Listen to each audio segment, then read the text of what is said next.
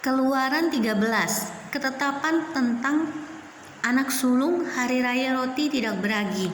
Berfirmanlah Tuhan kepada Musa, kuduskanlah bagiku semua anak sulung yang semua lahir terdahulu dari kandungan pada orang Israel, baik pada manusia maupun pada hewan. Akulah yang empunya mereka.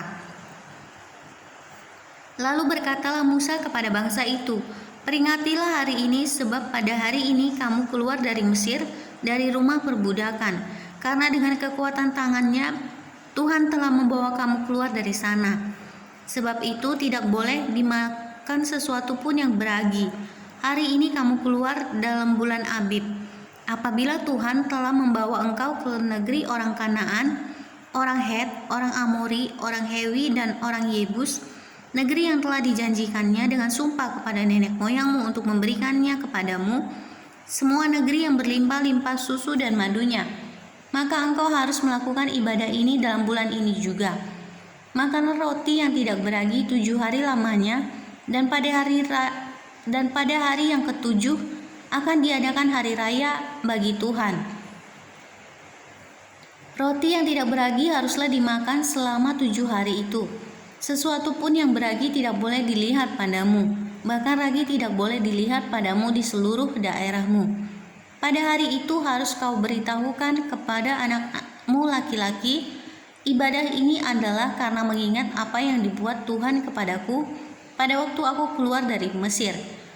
Hal itu bagimu harus menjadi tanda pada tanganmu dan menjadi peringatan di dahimu, supaya hukum Tuhan ada di bibirmu. Sebab dengan tangan yang kuat Tuhan telah membawa engkau keluar dari Mesir. Haruslah kau pegang ketetapan ini pada waktunya yang sudah ditentukan dari tahun ke tahun. Apabila engkau telah dibawa Tuhan ke negeri orang Kanaan, seperti yang telah dijanjikannya dengan sumpah kepadamu dan kepada nenek moyangmu, dan negeri itu telah diberikannya kepadamu, maka haruslah kau persembahkan bagi Tuhan segala yang lahir terdahulu dari kandungan. Juga setiap kali ada hewan yang kau punyai beranak pertama kali, anak jantan yang sulung adalah bagi Tuhan. Tetapi setiap anak keledai yang lahir terdahulu kau tebuslah dengan seekor domba. Atau jika engkau tidak menebusnya, engkau harus mematahkan batang lehernya. Tetapi mengenai manusia, setiap anak sulung di antara anak-anakmu lelaki haruslah kau tebus.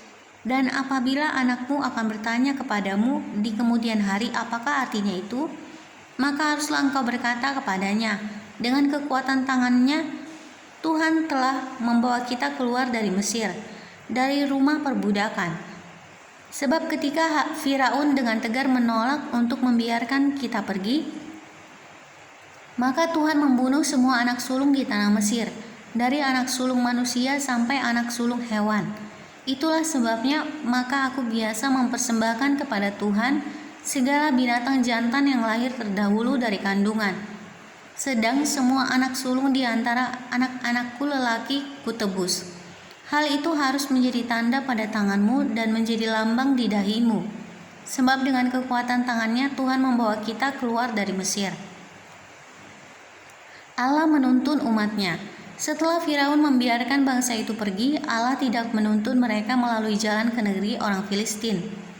Walaupun jalan ini yang paling dekat, sebab firman Allah, jangan-jangan bangsa itu menyesal apabila mereka menghadapi peperangan, sehingga mereka kembali ke Mesir.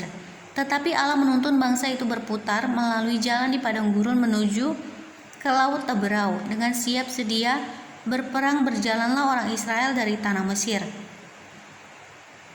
Musa membawa tulang-tulang Yusuf, sebab tadinya Yusuf telah menyuruh anak-anak Israel bersumpah dengan sungguh-sungguh, Allah tentu akan mengindahkan kamu, maka kamu harus membawa tulang-tulangku dari sini.